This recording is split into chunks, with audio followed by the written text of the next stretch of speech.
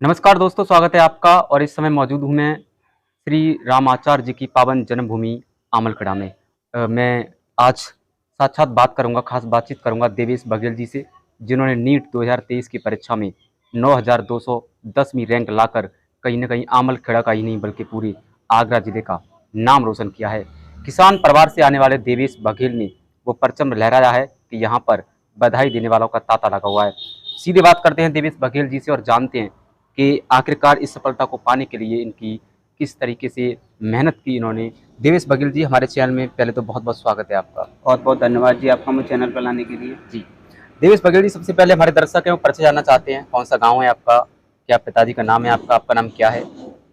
जी, मेरा नाम देवेश बघेल है। मेरे पिताजी का नाम प्रेमहरि बघेल है और मैं आवलखेड़ा का निवासी हूँ। मेरे पिताजी बैनीकला गाँव के निवासी हैं, जो अभी आवलखेड़ा में रह रहे हैं। मैंने करंटली नीट परीक्षा दी थी, उसमें मेरे 642 मार्क्स आ रहे हैं और ऑल इंडिया रैंक मेरी 9210 है। ऑल इंडिया रैंक जो बनी है आपकी 9210वीं बनी है। जब आपने इस लाइन में आप आए, दैट इज़ जो आप नीट की परीक्षा आपने दी है, एमबीबीएस लाइन होती है, डॉक्टरी की लाइन होती है। तो बचपन से सपना था या सपना चूज़ किया आपने कि मुझे डॉक्टरी लाइन में जाना है? जी, ये सपना मुझे मेरे पापा ने दिखाया था और ये मेरे पापा का बचपन से सपना था कि मेरा बच्चा डॉक्टर बने। तो डॉक्टर मैं उन्हीं के सपने को साकार करना चाहता था। मुझे इस बात का खुशी है कि मैंने उनके सपने को साकार किया। पापा जी मेडिकल भी चलाते हैं जी, आपके। जी, मेरे पापा मेडिकल शॉप है छोटी-सी, तो कहीं न कहीं आवलखेड़ा में। इससे भी आपको कुछ सीखने को मिला कि कहीं न कहीं पापा जी डॉक्टरी लाइन में हैं, तो मुझे भी जाना चाहिए। जी, जी, बिल्कुल, सपना पूरा करना था पापा जी का और बाकी मेडिकल लाइन अच्छी लाइन है तो मैंने वही चुना। अच्छी क्यों है? कैसा लगा? मतलब अच्छी लाइन क्यों मानते हैं आप? ऐसा डॉक्टरी लाइन को अच्छी लाइन क्यों कह सकते हैं? जी, जनरली देखो लोगों की सेवा करना है, लोगों के बीच रहना है और लोगों से काफ़ी हिम्मत मिलेगी मुझे कि मैं लोगों की सेवा कर पाऊँ। देवी जी, अक्सर मैंने देखा जाता है डॉक्टरों को भगवान कहते हैं लोग। भगवान का दर्जा मिलता है डॉक्टरों को कहीं न कहीं। जब एक मरीज़ किसी हॉस्पिटल में भर्ती होता है, तो सारी दुआएँ भगवान से लगाते हैं लोग कि भगवान बचा ले मेरे पेशेंट को। लेकिन कहीं न कहीं डॉक्टरों से भी दुआ लगाते हैं कि डॉक्टर भगवान है, आप बचा सकते हैं इस पेशेंट को। तो जब कैसा महसूस करेंगे आप जब आपसे कोई ऐसे बोलेगा कि मेरे पेशेंट को बचाइए, उस समय कैसा महसूस होगा कि दैट इज़ अ गॉड? जी, मुझे काफ़ी खुशी होगी कि मैं लोगों की सेवा कर पाया और जब पेशेंट आता है वो काफ़ी मतलब निराश होकर आता है और ये हमारा कर्तव्य रहेगा कि हम उन्हें खुशी देकर भेजें, पेशेंट को सही करके भेजें। पेशेंट को कहीं न कहीं सही करके भेजें। जी, जी। देखिए जी, मध्यम परिवार से आते हैं आप, एक कह सकते हैं दैट इज़ किसान परिवार से आते हैं। जी, जी। बहुत स्ट्रगल किया आपके पिताजी ने आपको यहाँ तक पहुँचाने के लिए, पढ़ाया है, लिखाया है। तो कहीं न कहीं ऐसी लाइफ़ कभी भविष्य में देखने को मिली हो परिवार में कि नहीं, मुझे दूसरी लाइन चुननी चाहिए? क्योंकि क्षेत्र में बहुत सारी लाइनें हैं, इंजीनियर जॉब बन सकते थे आप, अधिकारी बन सकते थे आप, लेकिन डॉक्टर ही क्यों बनना चाह रहे हैं? जी, ऐसा तो नहीं लगा, बाकी मैंने बैकग्राउंड में चुना था कि बीटेक बाकी लेकिन पापा का सपना था तो मैंने उसी लाइन को कंटिन्यू रखा और मैं लगा रहा इसमें। तो मेडिकल ही करना था, बाकी अभी नीट क्रैक कर लिया है तो अब एमबीबीएस का सपना पूरा हो ही जाएगा। नीट करने के बाद एमबीबीएस करेंगे आप अब। जी, जी। तो कहाँ से करने की सोचा है, इंडिया से या इंडिया के बाहर से? जी, अपने यूपी से ही सोचा है और बाकी कोई कॉलेज अच्छा दिखेगा तो उसका ऑप्ट करने की कोशिश करेंगे। बाकी अभी तो मैं सोच रहा हूँ कि यूपी से ही कॉलेज लिया जाए और ये ये भी सोच रहा हूँ कि जितना घर के नज़दीक हो कॉलेज, अच्छा हो और नज़दीक हो तो वो ज़्यादा बेटर ऑप्शन रहेगा हमारे लिए। कहाँ मतलब इंडिया से करना चाहते हैं आप जी, जी। एमबीबीएस भी। जी, और जी। या जब आप एमबीबीएस पूरी कर लेंगे तो क्या सपना रहेगा आपका? खुद अपना हॉस्पिटल बनाना रहेगा या सेवा करना रहेगा दूसरे हॉस्पिटल में? जी, देखो करनी तो लोगों की सेवा ही है, बाकी वो चाहे दूसरे हॉस्पिटल में रहे या अपना हॉस्पिटल खोल कर रहे। जी, दिव्य जी, मैं अब आपकी थोड़ा स्कूल लाइफ़ की बात करता हूँ। जब आप स्कूल लाइफ़ जी रहे थे, तो उस समय आपका माइंड किसमें अधिक लगता था? ऐसी कौन-सी सब्जेक्ट थी इसमें आप इंटरेस्ट पैदा करते थे? हिंदी, इंग्लिश या फिर बायोलॉजी या मैथ्स? जी, अगर मैं 11th-12th की बात करूँ तो मुझे फिज़िक्स में ज़्यादा इंटरेस्ट था। फिज़िक्स में इंटरेस्ट था जी, आपका। जी। 12th के बाद आपने डायरेक्टली नीट का एग्ज़ाम दिया। जी, जी। अच्छा, जब आप नीट का एग्ज़ाम दे रहे थे देवेश जी, तब कैसा महसूस कर रहे थे उस समय आप? देखो नीट के एग्ज़ाम देते टाइम डर तो रहता है, ये सबको रहता है, प्रिपरेशन कितनी भी अच्छी हो लेकिन डर तो रहता है, तो वो डर मेरे अंदर भी था। लेकिन प्रिपरेशन मैंने अच्छी तरह से की थी तो मतलब ये था कि हो जाना चाहिए और मुझे ये भी था कि मतलब हो जाएगा लेकिन डर तो रहता ही है। तो एग्ज़ाम टाइम पे ये है कि ज़्यादा प्रेशर बिल्डअप ना करें अपने ऊपर, कामली रहकर एग्ज़ाम दें, पेशेंस के साथ एग्ज़ाम दें और काफ़ी शांत रहें पेपर देते टाइम, अच्छे से क्वेश्चन को रीड करें, उन्हें अच्छे से समझें, सोचें और आंसर दें। जब आपको पता लगा कि नीट का एग्ज़ाम आपने क्रैक कर दिया है, तो घर वालों को पता लगा, ख़ासकर माता-पिता को पता लगा, तो कैसा महसूस किया? उस समय कैसा लग रहा था आपको? जी, काफ़ी खुशी थी, क्योंकि इसका काफ़ी दिनों से इंतज़ार था कि ये दिन कब आए, मेरे घरवालों को भी और मेरे को भी। तो मुझे काफ़ी खुशी हुई जब मेरा नीट का एग्ज़ाम का रिज़ल्ट आया, तो मैं बहुत खुश था और मेरे मार्क्स भी अच्छे बन रहे थे, तो मैं काफ़ी खुशी का माहौल था मेरे घर में उस टाइम। रैंक भी अच्छी खासी आई थी ऑल ओवर इंडिया जी, में। जी, जी। अच्छा, उस समय लोग भी बधाई देने भी आ रहे होंगे, तो क्या बोल रहे थे उस समय और कैसा महसूस कर रहे थे ख़ासकर आप? क्योंकि एक जब माला पड़ती है गले में तो थोड़ा अच्छा-सा लगता है, कैसा फ़ील हो रहा था उस समय? जी, काफ़ी लोग आए बधाई देने के लिए। मुझे मुझे लगता नहीं था कि इतने लोग मेरे को बधाई देने आएँगे। मुझे उस दिन मतलब काफ़ी प्राउड फ़ील हुआ। मैंने कभी सोचा नहीं था कि ये दिन भी कभी देखने को मिलेगा। लेकिन वो काफ़ी देखने को खुशी मिला, का दिन था वो। खुशी का दिन था। जी, जी, उस दिन चाहेंगे को भूल नहीं पाएँगे हम। चाहेंगे कि ऐसा दिन दोबारा आए लाइफ़ में? जी, जी, बिल्कुल, बिल्कुल। जी। देवी जी, एक और सवाल अक्सर रहता है, ख़ासकर डॉक्टरों से ही रहता है मेरा।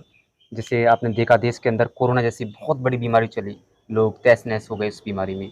लेकिन भगवान ना करे वो बीमारी दोबारा से हमारे इंडिया में आए, हिंदुस्तान में वापस आए और हम चाहेंगे भी नहीं कि हमारे इंडिया में ऐसी बीमारी दोबारा वापस आए।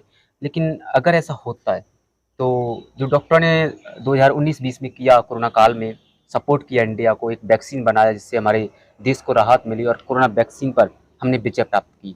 तो आप जब डॉक्टर बन जाएँगे जब तक, लेकिन ऐसा भविष्य में होता है, तो आपका क्या ऐसा रिसर्च रहेगा डॉक्टरी लाइन में? क्या-क्या नई-नई खोज करेंगे आप?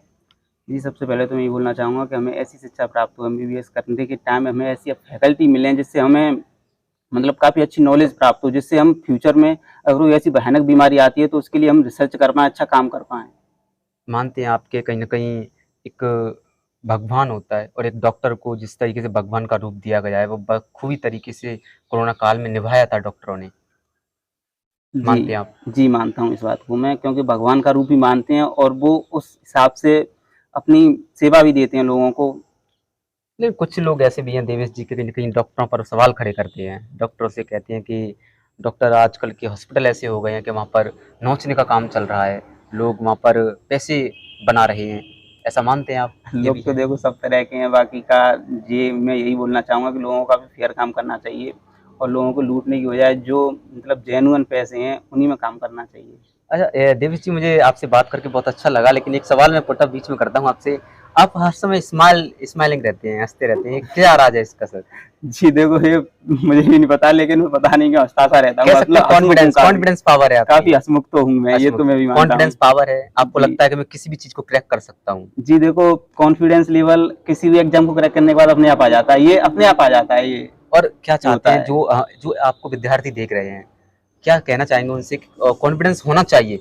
क्योंकि स्माइल अगर आपकी रहेगी तो आपका माइंड बिल्कुल फ्रेश रहता है। मानते हैं आप? जी, जी, जी, बिल्कुल, बिल्कुल। मैं आगे वाले एस्पिरेंट्स से यही बोलना चाहूँगा कि मेहनत करें। जो भी प्राप्त होगा वो मेहनत से होगा, लगन के साथ लगे रहें, कंसिस्टेंसी माँगती है, हर एग्ज़ाम कंसिस्टेंसी माँगता है, कंसिस्टेंसी के साथ लगे रहें और खूब मेहनत करें, मेहनत से सब कुछ मिलेगा। सफलता का राज क्या है? किनको देना चाहेंगे इसका श्रेय? सबसे पहले मैं इसका श्रेय अपने पापा जी को देना चाहूँगा, अपने पेरेंट्स को देना चाहूँगा और अपनी फैकल्टी को देना चाहूँगा जिससे मैं पढ़ा। इन्होंने मेरे कॉन्सेप्ट क्लियर किए, मेरे डाउट सॉल्व किए, उनका मैं बहुत-बहुत धन्यवाद देना चाहूँगा, उनका बहुत-बहुत आभारी हूँ। जी।